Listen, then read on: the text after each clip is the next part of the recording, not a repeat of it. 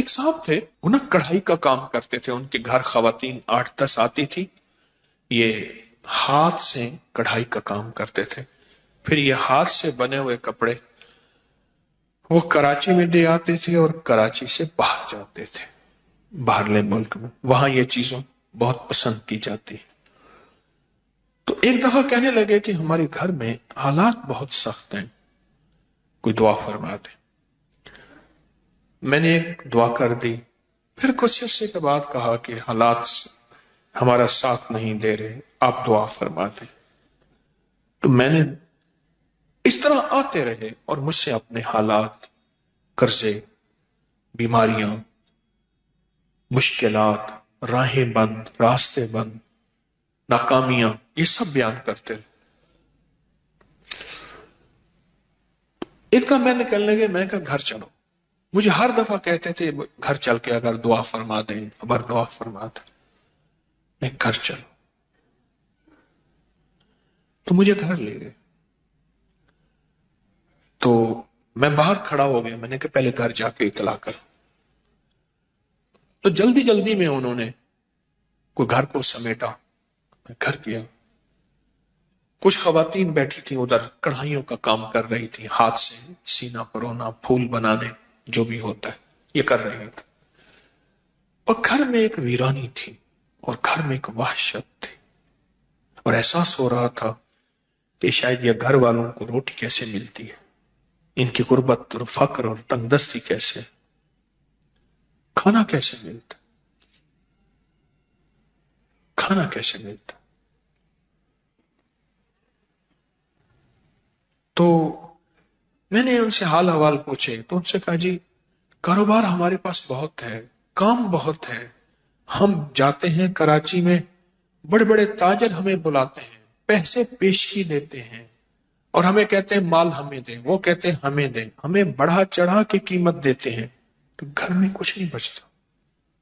اور یہ جو خواتین آتی ہیں یہ لے جاتی ہیں، یہ روز بروز مالدار ہوتی جا رہی ہیں، اور ہم جو اتنا بڑا کاروبار کرتے ہیں، ہم روز بروز مقروض، فقیر، منگتے اور تنگ دست ہوتے جا رہے ہیں۔ تو کہنے لگے ہم کیا کریں، ہمارے پر مسائل ہیں، پریشانیاں، ہمارے کسی نے کہا کہ جادو ہے، پھر ہم نے اس کے لیے یہ عمل کیا، اس نے اتنے پیسے لیے، کس نے کہا جنات ہیں، کس نے کہا کالی چیزیں ہیں، کوئی اتنا آیا۔ انہوں نے مجھے لمبے چوڑے واقعات سنائے جس میں ذرا سارا خرچہ ہی خرچہ تھا، خرچہ ہی خرچہ تھا،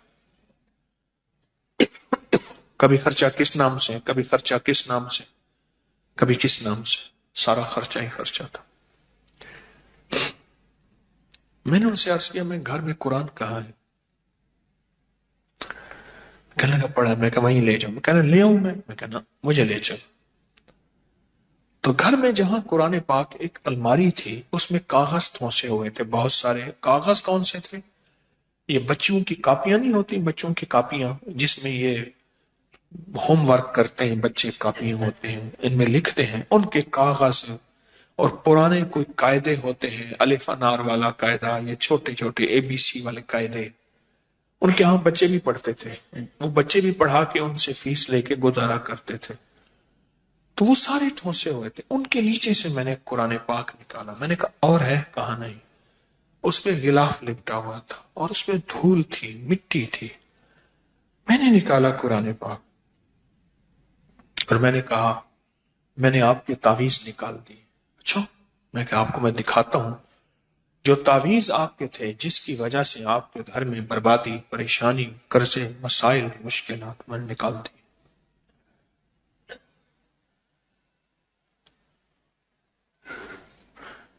میں نے وہاں بیٹھ کے قرآن پاک کھولا، اس کا جو غلاف تھا اس کو بہت جھاڑا، بہت جھاڑا، اس میں سے مٹی نکلی، اور قرآن پاک بول رہا تھا، یہ پڑھا ہوا ہے، قرآن پاک بول رہا تھا یہ پڑھا ہوا ہے۔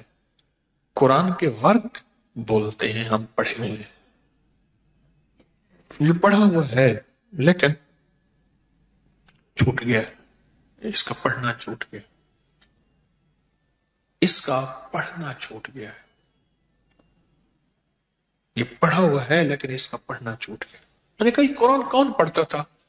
کہا ہماری دادی زندہ تھی وہ پڑھتی تھی۔ کتنے سال ہو گئے؟ مجھے یاد نہیں، کوئی 12-13 سال، کتنے سال ہو گئے۔ اور میں نے کہا زوال کرا اتنے سال سے؟ کرا بس ان کی دعائیں تھی، برکتیں تھیں۔ میں نے کہا ان کی دعائیں برکتوں کا یقین ہے مجھے، یقیناً تھی، لیکن ان کی دعاؤں اور برکتوں میں اس قرآن کا ساتھ تھا، اس قرآن کا ساتھ تھا۔ اور یہ قرآن وہ پڑھتی تھی۔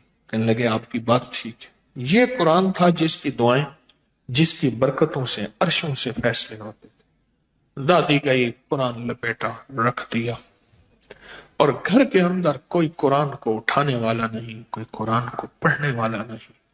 اس نے کیا کیا؟ اس نے قرآن پڑھنا شروع کر دی۔ ان سب نے پڑھنا شروع کر دی۔ کچھ عرصے کے بعد مجھ سے کہنے لگے ہمارے حالات بہتر ہو رہے ہیں، حالات بہتر ہو رہے ہیں۔ پھر ان کا کاروبار اتنا بڑھا کہ خود جا کے کراچی بیٹھ گئے۔ یہاں سے مال بنتا تھا اور مال بنا کے کراچی میں خود وہ لیتے تھے اور خود باہر بھیجنا شروع ہو گئے۔ مجھے آج کل کا پتہ یوں ہے، بہت سالوں پرانی بات ہے، آج کل کا پتہ یوں ہے کہ کراچی میں ایک بہت اچھے ایریے میں ان کا بہت بڑا گھر ہے، اور مجھے کئی دفعہ پیغام ملا جب آئیں ہمارے پاس ضرور آئیں، یہ آپ کا لگایا ہوا پودا ہے، ہم تو مٹ چکے تھے۔ اور میں نے کہا سچ پوچھیں، قسم اس ذات کی جس کے قبضے میں میری جان ہے، یہ قرآن کا لگایا ہوا پودا ہے، قرآن کا لگایا ہوا پودا کی بدوائیں ختم ہو گئی، قرآن کی آہیں ختم ہو گئی۔ ہاں، انہوں نے کوئی نہیں چھوڑا تھا، تعویذ کوئی نہیں، عمل کوئی نہیں۔ میں تعویذوں کو مانتا ہوں، میں عمل کو مانتا ہوں، لیکن یہ بتا دوں کہ کوئی بڑے سے بڑا تعویذ قرآن سے بڑھ کے طاقتور ہو سکتا ہے؟ کوئی بڑے سے بڑا تعویذ قرآن سے طاقتور نہیں ہو سکتا۔